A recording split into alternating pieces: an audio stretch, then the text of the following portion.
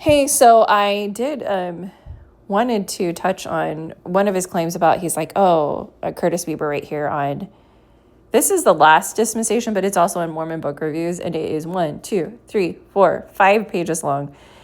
Calls me crazy, says that I don't understand basic facts, and that I am completely delusional for thinking that I came up with something I 100% came up with. And my family are witnesses. YouTube is a witness. Okay, he definitely, I found no evidence from his paper or from anything by DJ Bonnet. I mean, yes, he did you sketch things. But in July 2024, I did tell him I didn't want him to talk to me anymore.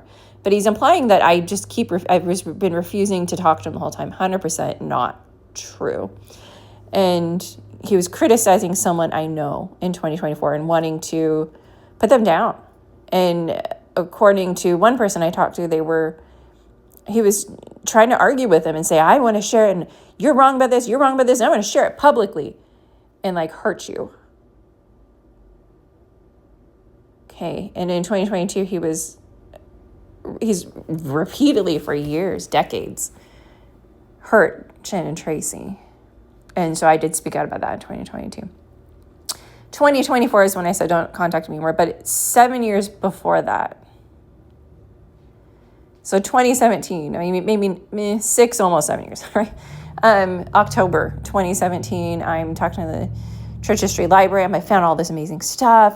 What do? I think this is Joseph Smith, and I'm really excited. And I did my October 2017 video. And then it's this back and forth with someone that sounded like Curtis Weaver's emails in 2018. There's a whole paragraph that sounded exactly the same. And if you count each of those emails, communication, that's 5 conversations we've had, 5 days worth. And then even in 2018, those were a few days of emails. He wasn't so mean there, but very, very negative. But it was the negative one that he sort of ended it with. I was like, oh. And that's when I tried to politely be like, well, I don't really know if I want you on my team. I don't know if I really want to work with you. That's what I was implying in 2018. But we've probably been talking for days because it matched. And he said that they worked with the Joseph Smith papers, that person in the October 2017 email said that. And then I go to the Church History Library, and then they bring this guy over until I look him up and see him in videos. I'm like, that's Curtis Weaver. But he's like, what do you think I'm going to do? Help you prove it's a photograph of Joseph Smith? And I'm like, and it was just so harsh and so mean. And I say, you're not going to do anything. I'm working with forensic anthropologists. They're going to help me prove it, And I shouldn't have told them anything. You guys, my advice to you, if you find a long-lost photo of the only photo of Julius Caesar, that somehow they must have had cameras back then, don't do it. Half of the stupid stuff I've done. But, and then, so that's 2021. So that's probably a good handful of conversations, if not more. But that's in person. And then, in my opinion, I felt like he lied to my face about this microfilm and said that you just can't see anything on it. You're not going to find anything on there. And I found amazing stuff the next day when that archivist that was forwarding those emails, in person, such a nice guy. So nice. That was in 2021. And then he hands me a Million Shadow Brother Joseph again. And he hands me a book by Hatch. And he would be really mean and then really intense and be slamming stuff. But then he'd well, here's a book. And voice would change and be really nice. I'm like, okay. And then I just took screenshots, and then I found about In Search of Joseph. And then I realized how the entire public was deceived, in my opinion, I've concluded, by Curtis Weaver. Because he's like, it was all, and then probably another person, but they just, why would you believe Shannon Tracy? He's only a businessman. But it was Dr. Vandergraff and Niles Herod and 4 men from Zygote Me, and they're all photographed in a room together, and they all are talking to each other. And Shannon Tracy's not even touching the computer, right? He probably did touch it at some point, and because he wrote the book. And he's just documenting watching them test the skulls. right? But I'm like, nobody knows this. Why? Why? So I shared that, and I'm like, why is Curtis not giving them credit? And I'm upset about that in 2022. And then 2023, I innocently gave him a link to our paper, not knowing he'd seen my videos. I put a video saying 6 doctors disagree with Curtis Weaver, and then I took it down. And I apologized. And then in December of 2023, and then he criticizes me, and I don't agree with what he did to the nose. And then this guy starts contacting me under different names on the behalf of Curtis Weaver, using different first names, same, but it's all the same guy, trying to send me attachment. And then I'm like, I'm not going to email me because I'd been hacked. And how do you get hacked in your computers? You open an email, you click on an attachment, usually. And I just emailed him and said, I'm sure you're a really nice guy. Don't send me these anymore.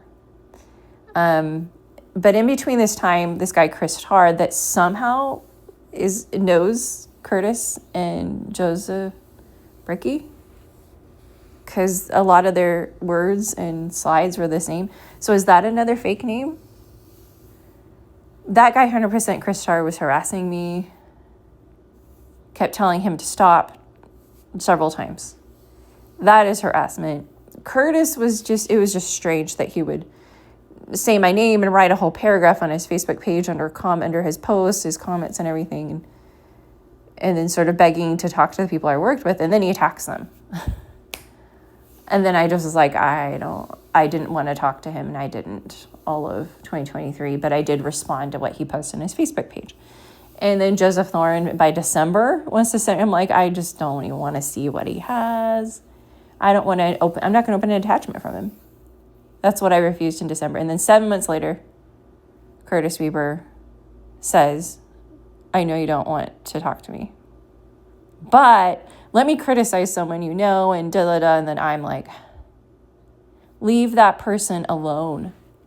That's what I emailed him in July of 2024. 7 years of communication where I did talk to him a lot. And I'm like, he's mean to people. He's angry. That's how someone else described him. Like, he's a very angry man. It's not just me, you guys. So as he's criticizing my intelligence and my mental health, and he's also quoting other people that did critique him. And he's just so focused on, oh, that was a double. Maybe it was just 4 pages. I don't know. Might have just been 4 pages then. But bringing up my own trauma, like, it's just very inappropriate. But for sure, I did have a stalker that 100% was harassing me. So because I told that guy to stop, right?